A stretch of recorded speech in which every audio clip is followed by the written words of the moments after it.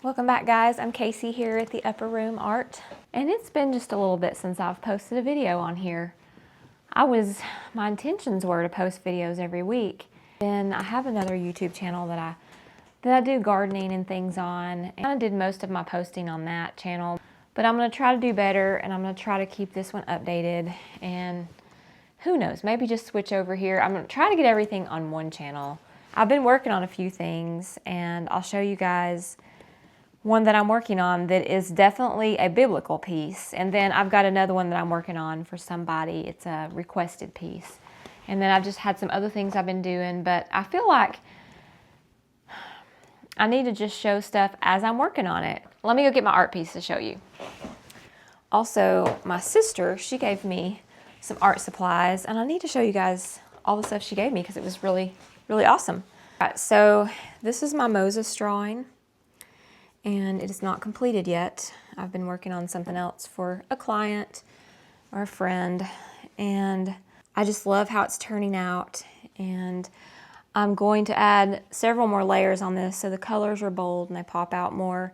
And I was also trying to decide what to put on the tablets, whether it be just written out English so we could understand it and see it, or if it was just going to be kind of some scribble. And then I got a deeper thought to do it in Hebrew like it was written out.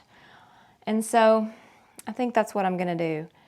But I have to figure out how to go about that. So I'm going to be looking that up and carefully making sure I can match that.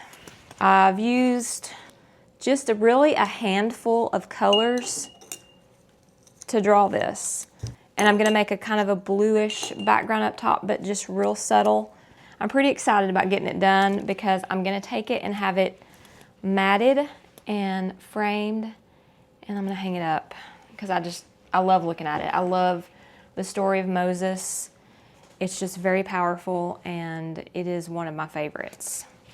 All right, so my second drawing that I'm working on, this is for somebody who deer hunts.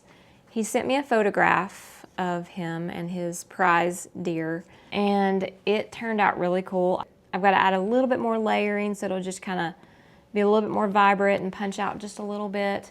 But it was in a wooded setting, and it was just too busy. You know, it was taken like with an iPhone, and everything looked kind of flat in the picture, so it was really hard to kind of pull out some of the colors, and I did that. I decided to leave out the trees in the background just because everything started blending together with the camo and the deer, and I tried to make his clothing a little bit more green so the deer would stand out, but I think it's turned out really nice, and I hope he likes it. My husband's gonna make a frame.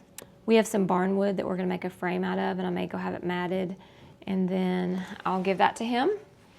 And I've got a few things sitting around on my desk that I've just been kind of piddling around with in between these drawings because I like to kind of break things up every now and then. And I started learning how to make some little cards on cardstock, and I put like a Bible verse on them, and I do just like a quick ink drawing, and I'll add some watercolor to it.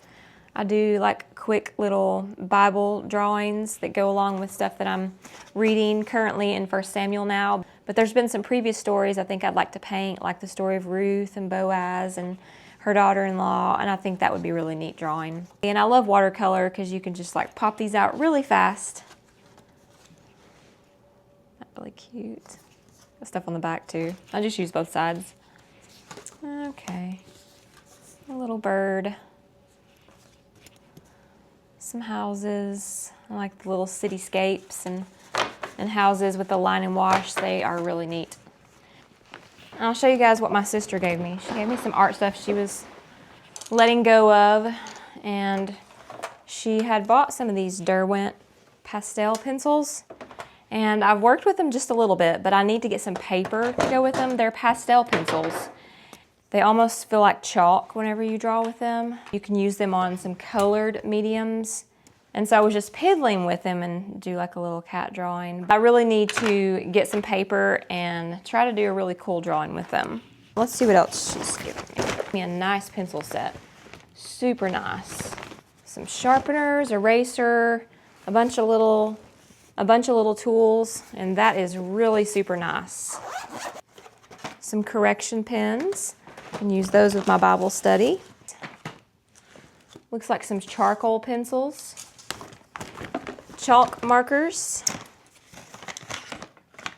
Very cool. She does chalk drawings, and they are amazing. And I hope she can send me some pictures sometime, and I'll put them on here because they are just impressive. More chalk markers. And I need to try that sometime because I was so impressed when my mom sent me some pictures of it. It was just really cool.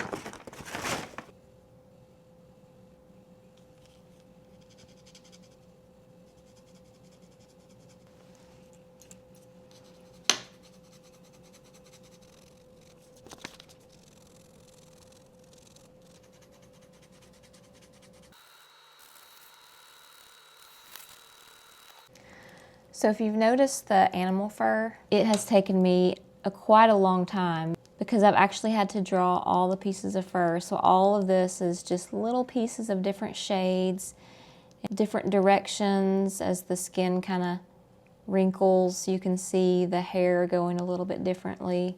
And with this, I've used a dark brown, I've used black, I've used more of a bronze, and then I would put like a little bit of a yellow in there in some spots. This one right here is actually a Prismacolor, and I got this at Hobby Lobby. They've got little individual ones you can go choose from.